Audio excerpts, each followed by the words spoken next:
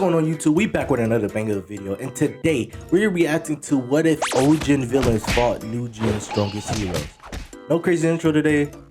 I explained everything last video, you know what I'm saying, so I don't gotta explain much this video. If you guys go watch last video, you understand what I'm talking about. Yeah, let's get on into it. Universal out. I'll be back in like 2 seconds. Be right back.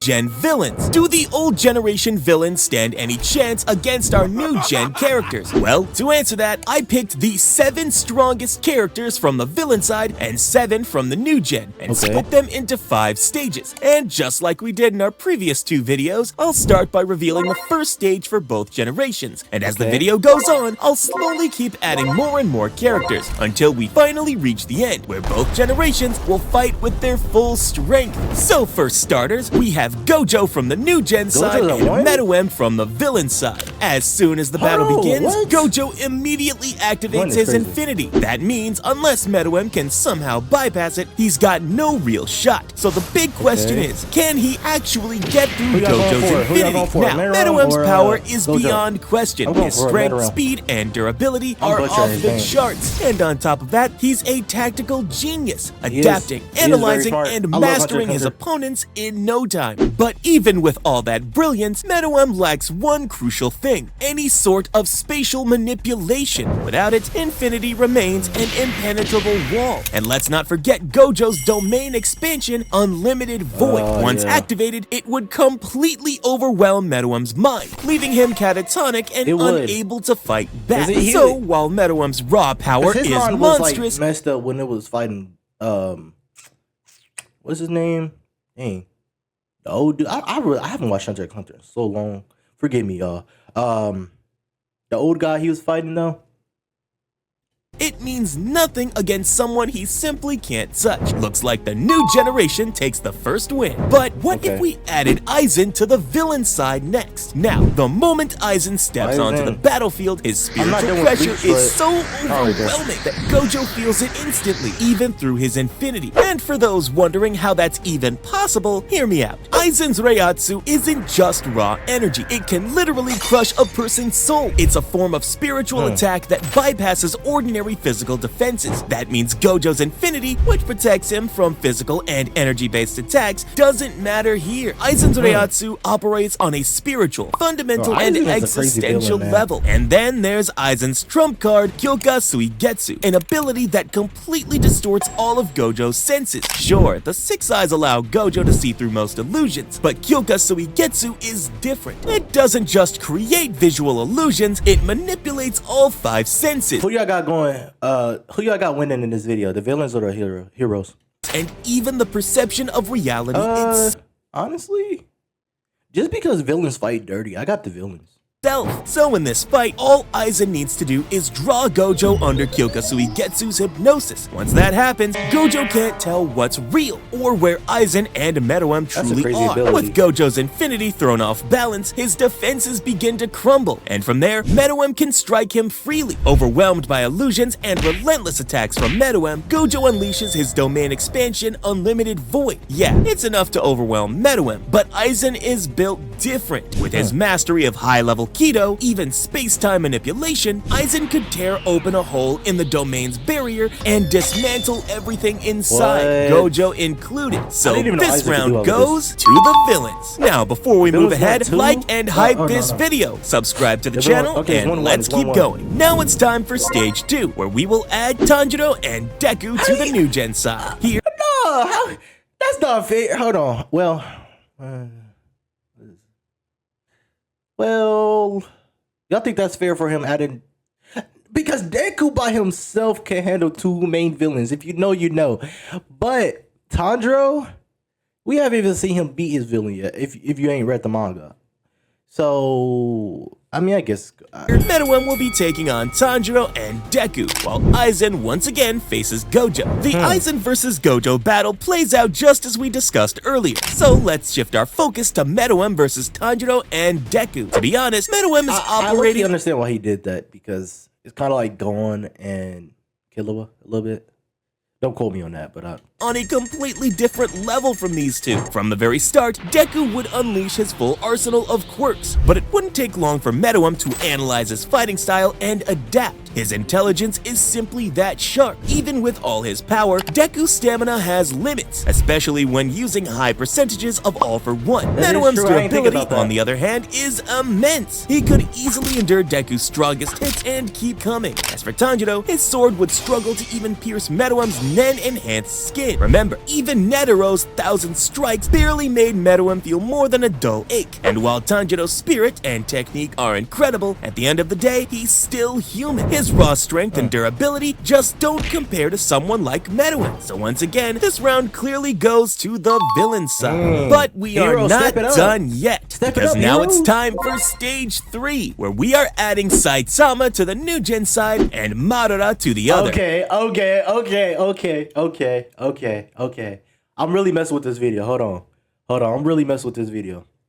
Hold on. First of all, who y'all got winning this fight, Saitama or Madara? Well, who y'all got winning, the heroes or the villains? I keep forgetting it's not like a 1v1. Madara was crazy, but Saitama is literally one punch man. I don't. Alright, so in this round, Saitama steps onto the battlefield to face Madara, while the rest of the matchups stay the same. Is it re-animated Madara? Deku and Tanjiro versus Meruem and Gojo taking on Aizen. Now, with Saitama in play, things are about to take a crazy turn. But first, let's set the stage. We're taking Madara at his absolute peak, his 10 Tails Jinchuriki form. In this state, he's essentially immortal, capable of instant regeneration, and wields the immense power of the 10 Tails itself. Plus, he commands the truth-seeking orbs, which can erase almost anything they touch and nullify nearly all ninjutsu. I seen a hot take the other day. It was like Madara would have beat Naruto and Sasuke if he didn't get stabbed in the back by Black Zetsu.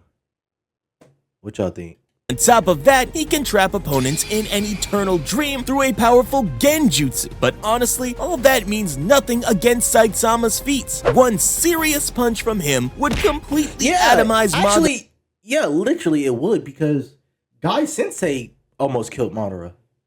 So, wiping out any chance of regeneration through sheer overwhelming destruction. And those truth-seeking orbs, they can be shattered by enough physical force. Might Guy manage to affect them with air pressure alone? Saitama's punches, which hold multi-galaxy level power, would obliterate them effortlessly. As for genjutsu, that's not working either. Genjutsu manipulates a target's chakra flow in the nervous system, but Saitama doesn't have chakra, meaning Madara doesn't stand a chance. Meanwhile, on the other side of the battlefield, Tanjiro and Deku are still holding their ground against Meruem, while Gojo's still locked in combat with Aizen, but under Aizen's illusion. So naturally, Saitama decides to help Gojo first. So, can he take down Aizen? Well, Saitama's limitless power is his ultimate weapon. His serious punches have demonstrated enough destructive force to split cosmos. Bro, if y'all agree with me, like this video, but I am so mad that they made the newest season of One Piece just a manga panel, like beams, a presentation slide, man. Create shockwaves that destroy stars and planets. That kind of raw strength would easily surpass Aizen's regeneration and erase him on a fundamental level. And Aizen's Kyoka Suigetsu, it doesn't work either. Remember how Saitama broke free from Phoenix Man's mental dimension by literally punching his way out? Illusions don't stand a chance against that kind of absurd power. With Aizen defeated, Kyoka Suigetsu's illusion fades, and Gojo returns to normal. Now Saitama and Gojo team up with Tanjiro and Deku against Meruem. And let's be honest, at this point, there's nothing left to explain. This time, the new generation takes the win. Now, let's add Asta to the new gen side and Agnologia to the other. For those who don't know about Agnologia, hear me out for a second. Known as the Dragon King, Agnologia was the most powerful antagonist in Fairy Tail. He could consume any form of magic to restore his own strength, making himself nearly immune to magical attacks altogether. On top of that, he possessed immense strength, speed, and durability, and even wielded time magic, which he used to split his own body and soul into two separate entities, while trapping the other Dragon Slayers in a rift in time. That's exactly why Asta is the best candidate to face him, since he doesn't have any magic for Agnologia to absorb. But honestly, that point barely matters, because we've still got Saitama on our side. Just like in the previous battle, Saitama would quickly take down Madara, lend Gojo a hand against Aizen, and then join Tanjiro and Deku to finish off Metal, which means Agnologia would have to fight all of them to stand a chance. And truth be told, we already know how that ends. Once again, the new generation takes the win. Now let's add Dio Brando to the villain side next. Now we've got a perfect 5-on-5 matchup. The pairings are the same as before: Gojo versus Aizen, Tanjiro and Deku versus Meruem, Saitama versus Madara, and Asta versus Agnologia. But this time, we have Dio on the villain side. So, does this presence change anything? Well, honestly, not really. Honestly, to me, it kind of does. I mean, he could stop time. Don't get me wrong. So, I mean, Dio is insanely powerful. His strength, speed, stamina, and heightened senses are far beyond any normal human. And of course, there's his stand, the world, which lets him completely stop time for everyone except himself and his stand. So how would he not win? It's an incredible ability, but it comes with a catch. Dio can only maintain it for a maximum of 9 seconds. Even if we imagine Dio teaming up with Meruem to take on Tanjiro and Deku, sure, he could use the world to potentially take them both out. But then, once Saitama finishes... Y'all gotta think about it. 9 seconds in anime is like an hour, okay? So, if we take an anime time, he could easily beat all of them.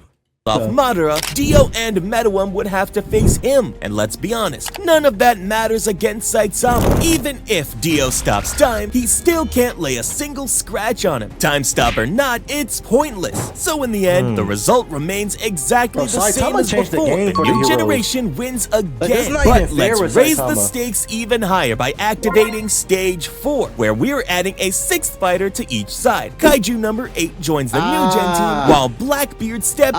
I know you guys go like this. Blackbeard and Kaiju. Hey, I didn't think he's gonna put Kaiju in this. That's we don't really hear nothing about Kaiju at all. So that's kind of cool. In for the villains. Now, Blackbeard brings some very interesting abilities to the table. With his y'all was saying he had like 2 devil fruits, man. Yami no Mi. How did he even get to? So you can eat more than 1 devil fruit? He can create and control darkness capable of absorbing anything, matter, energy, even magical attacks, into a black hole of crushing force. On top of that, he wields the Gura Gura no Mi, the same fruit that grants him the power to unleash massive shockwaves and earthquakes. So powerful, they're said to be capable of destroying the world. And of course, we can't forget his mastery of Haki. So if we pit him directly against Kaiju number 8, who's easily an island-level threat, the advantage still towards Blackbeard. His Yami Yami no Mi would directly counter Kaiju number 8's biological and energy-based powers, while the Gura Gura no Mi gives him overwhelming destructive potential, enough to bypass number 8's regeneration through sheer force alone. With his armament and observation Haki, y'all say he was like top 5 in the verse? Strike at Kaiju number 8's core. Meanwhile, on the rest of the battlefield, it played out much the same as in the previous scenario. Saitama has already defeated Madara, while Meruem and Dio managed to take down Tanjiro and Deku. Gojo and Aizen are still clashing, though Aizen seems to have the upper hand, and Asta is still holding his own against Agnologia. That means Meruem, Dio, and now Blackbeard have to face Saitama. If these 3 can somehow bring him down, the villains could finally take the win, but if not, it's game over for them again. And honestly, even if all 3 teamed up, they still wouldn't stand a chance. Dio's time stop wouldn't make a difference. He can't harm Saitama even when time is frozen. Meruem's attacks would bounce right off Saitama's durability, which shrugs off planet-level damage like nothing. And Blackbeard's quake attacks, while devastating, wouldn't even scratch him. His darkness nullification, useless against pure, limitless strength. And as I've said before, a single serious punch from Saitama Saitama has multi-galaxy level power. If that's enough to overwhelm even Aizen's immortality, what could these three possibly do? Once again, the new generation takes the win. Heck, the new gen is dominating this video with 4 straight wins so far. But don't lose hope just yet, my friends, because the villains have one final trump card, Black Frieza. Alright, now drop everything and just listen for a second. We all know the main reason the new gen has been dominating so far is because of Saitama. So this time, things are going to be different. Saitama won't be fighting Madara, because this time, he's got an opponent of his own, Black Frieza.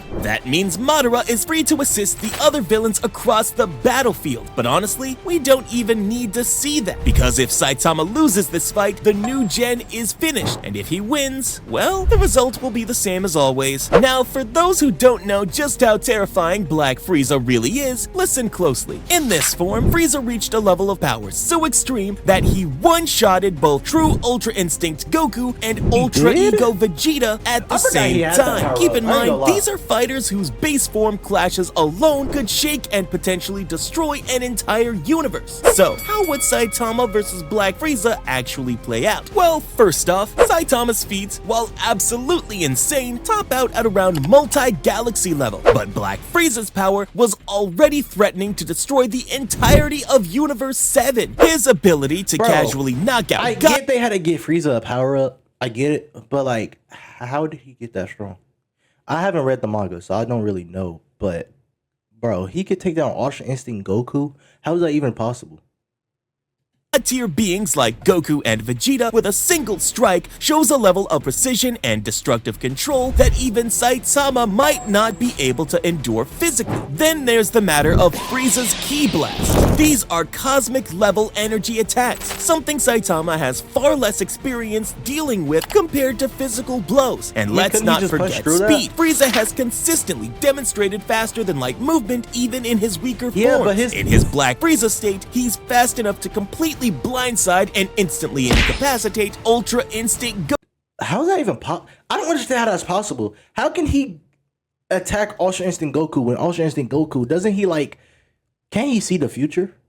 Like in like 2 seconds before or something like that? Goku and Ultra Ego Vegeta. That puts him at a clear speed advantage over Saitama, whose top feats hover around light speed at best. So this time, Saitama falls. And with that defeat, the new gen finally collapses. At long last, the villains secure the win. But we are not done yet, because it's time for the Stage 5, where we add Sung Jin Woo to the new gen side. Now we've got the ultimate showdown, a complete 7v7 battle. Here's how the matchups break down. Gojo versus Madara and Aizen, Tanjiro and Deku versus Meruem and Dio, Kaiju number 8 versus Blackbeard, Asta versus Agnologia, and finally, Sung Jin Woo and Saitama versus Black Frieza. But this time, there's a crucial... Actually, kinda, because Sung Jin Woo, he can just adapt. But if Frieza doesn't give him enough time to adapt, that means he can't adapt, right? So twist, because with Sung Jin Woo on the field, the villains aren't just facing him, they're facing his 10 million shadow soldiers. Jin Woo isn't sending everyone in right away. His strongest shadows will join the key battles initially. Beru joins Tanjiro and Deku, Igris teams up with Kaiju number 8, Kamish fights alongside Asta, and Bellion backs up Gojo. And here's the important part. These shadows regenerate infinitely as long as Jin Woo is alive, which means they can't truly be killed. I love Solo Leveling, bro. Solo Leveling is one of my favorite anime. It really is, man. But speaking of Solo Leveling, we'll be right back after this ad break.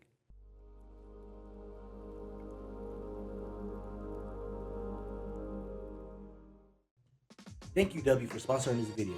You're probably wondering at home, what is W? Well, W is a clean energy drink supplement that is supposed to provide you no crash or jitters. It comes with 0 sugar, and who doesn't love 0 sugar? I know I love 0 sugar. Like I was saying in the video, yeah, they got solo leveling things too. They got solo leveling things, they got solo leveling shakers. I'm gonna put it up behind me. But they got solo leveling shakers, they got solo leveling energy supplements, and you're probably wondering, what am I talking about? Well, I'm talking about W. W has no artificial colors or dyes. It's gluten-free also. So you're probably like, wow, I don't really care about gluten, but I love free. Well, I'm sorry, W isn't free, but you can get 10% off with my code, Universal. It'll be in the link in the description. Make sure you guys go get your W and gotta keep up that energy. I know I do for these videos. Universal out. Alright, and we are back. Meanwhile, the main fight between Saitama and Jinwoo versus Black Frieza will take time to unfold, so let's check in on the others first. First, Gojo and Bellion versus Madara and Aizen. Honestly, not much changes here. Aizen still dominates. Why? Because in the solo leveling universe, beings like the Monarchs of Destruction can erase shadows from existence. That means Aizen's Reiatsu, which is on a transcendent level, could completely crush Bellion's existence by severing his spiritual link to Jinwoo.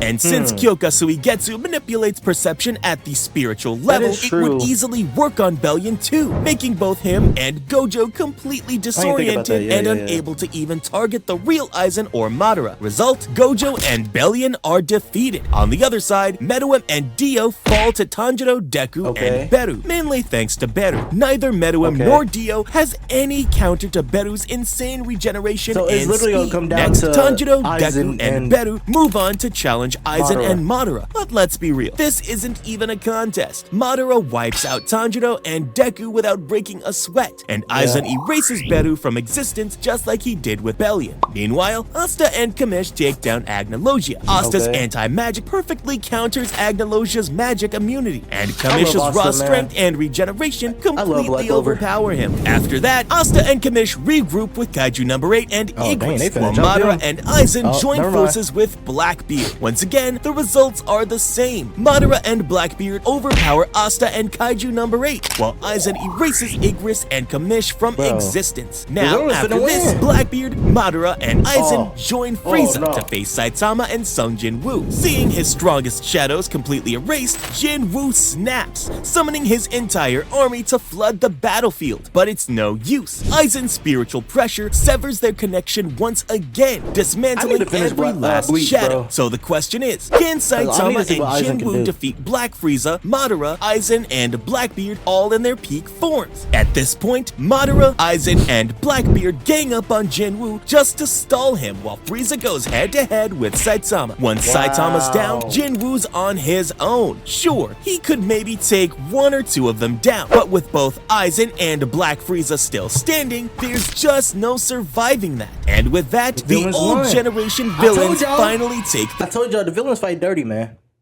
The villains fight dirty. Win, defeating the new gen's strongest heroes. Click on this video next, where we made what if. Yeah, the villains fight dirty. I told y'all they fight dirty, bro. I was right. The villains won. Let me know in the comments who you guys picked, okay? Hope you guys enjoyed the video. Hit that like and subscribe button for me. Also, yeah, man. Thank you for W for sponsoring this video. Hope you guys enjoyed it. Universal out. We'll be back for another one.